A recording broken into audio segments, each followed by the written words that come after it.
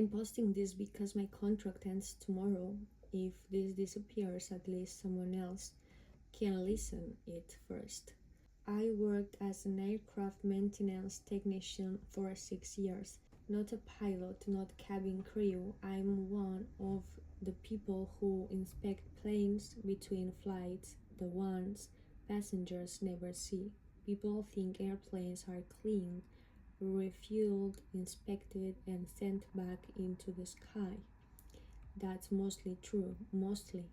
There is one inspection that isn't listed in any manual. It's performed after every flight above 3,000 feet, every single one. The paperwork calls it an exterior biological survey. We call it the bird check. The strange part, we weren't looking for birds that had hit the plane. We were making sure none had landed on it. During my first week, an older mechanic named Louis walked me around a Boeing that had just landed from Tokyo. He pointed at the wings. "If you ever find feathers," he said, "don't touch them." I laughed. He didn't. "Call security, then leave." "Why?" "You'll only ask once." 3 months later, I understood. Flight 484 arrived from London just after dawn. Everything looked normal until I reached the tail. One feather, pure white, about 8 inches long, standing perfectly upright, as if it had grown directly out of the aluminum. There was no blood, not impact mark, no sign it had blown there. It was attached. I reached toward it. Lewis grabbed my wrist so hard I still have the scar. "You want to know why nobody touched them?" He pointed upward. "Because they are still attached." Security arrived within 2 minutes. No airport security. People wearing gray uniforms with no company logo, no badges, no names. One of them clipped the feather off with bolt cutters, not scissors. The metal beneath it came away too, like the feather's root extended into the aircraft itself. They sealed the piece inside a black container and left without saying a word. The plane returned to service that afternoon. Passengers never knew. After that, I started paying attention.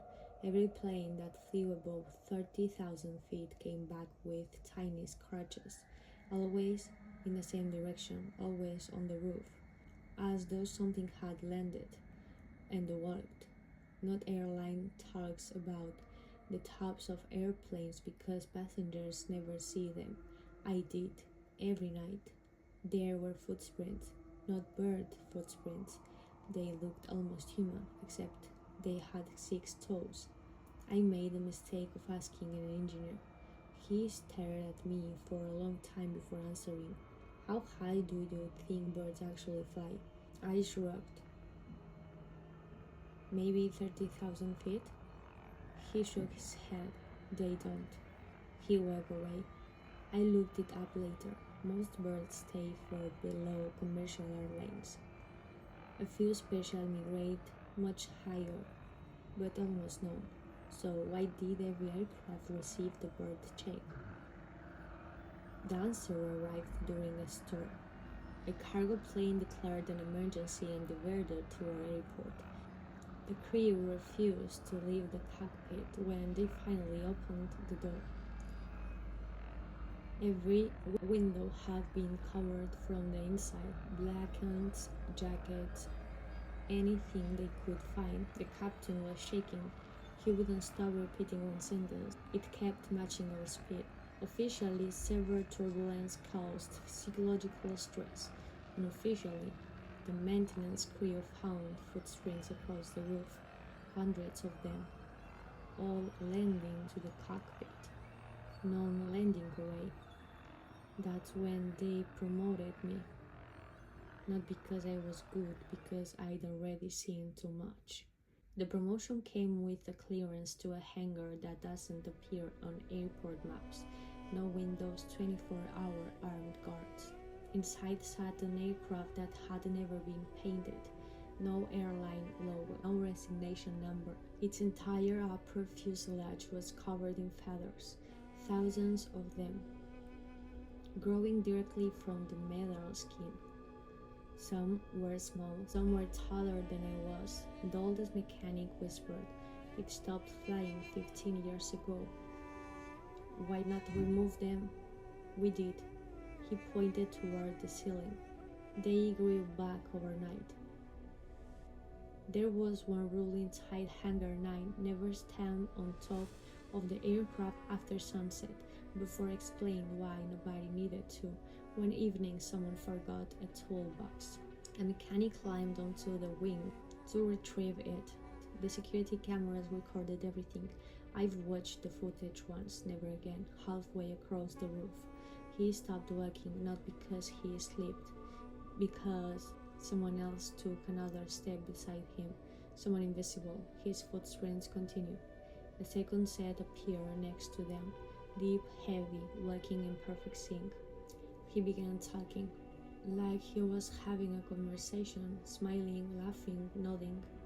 Then he stepped upward. There was nothing beneath his feet. He simply kept climbing into empty air, higher, higher, until the darkness swallowed him. The second footprint stopped. His never did. They continue across the sky. The video ends there. Official cause of death: fall from aircraft. Nobody mentions that he never fell. A year later, I finally asked Lewis what lived up there. He sighed, "Nothing." "Then what are we finding?" "Exactly." I frowned. He leaned closer. "People think space begins above the atmosphere." He shook his head. "It doesn't.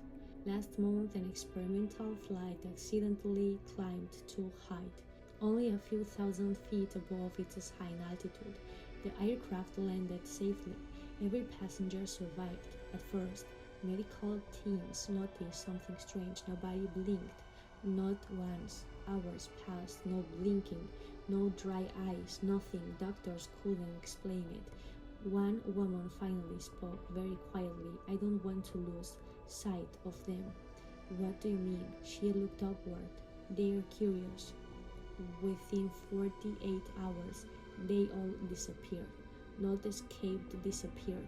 Hospital beds untouched. Door cameras showed no one leaving. The rooms were simply empty except for one thing: a single white feather left on every pillow. Yesterday was my final inspection, routine flight. Nothing unusual until I climbed onto the roof. Someone had written a message across the aluminum. No with paint, with scratches. Thousands of tiny clothes marks forming perfect letters. It read, "You finally looked up." I froze. Lewis grabbed my shoulder. "Don't." "What?" "Don't look." "At what?" "The sky." I laughed. Then I realized he wasn't looking up either. None of us ever do. Not once. Every mechanic spends their entire shift staring at the metal beneath their feet, never above. I'd never noticed it, not in 6 years. "What happens if I look?" Lewis whispered. "They notice you noticed." I couldn't help myself. I looked. The sky wasn't empty. It only pretends to be. Imagine standing beneath an ocean at night. Now imagine the things swimming in it are so large that your brain mistakes them for weather. Clouds weren't clouds. Some of them moved against the wind. Some blinked. One slowly turned toward me. Its eye was bigger than the aircraft. I don't know how I'd failed to see it before. Maybe it had always been there. Maybe humans aren't supposed to notice. It didn't matter, because the moment our eyes met, every plane in the sky changed direction. Not by much, just enough. Like birds adjusting their flight path around a predator. I resigned that afternoon. This morning I received my final paycheck. There was no money inside the envelope, just a boarding pass, no destination, no gate number, no airline, only a departure time, tomorrow, 3,001 feet. I tried throwing it away. It keeps turning up in places I've already checked. inside books under my pillow folded neatly in my wallet. The barcode changes every time I look at it. The departure time never does. If you're listening to this while you're on the flight, do me one favor. When the captain announces you're crossing altitude, if it's exactly 3,000 feet, relax. If it's 29,000, you're fine. But if you ever hear the words, "We've climbed to 3,001 feet," don't look out the window, because whatever is up there has spent the entire flight pretending it wasn't looking back.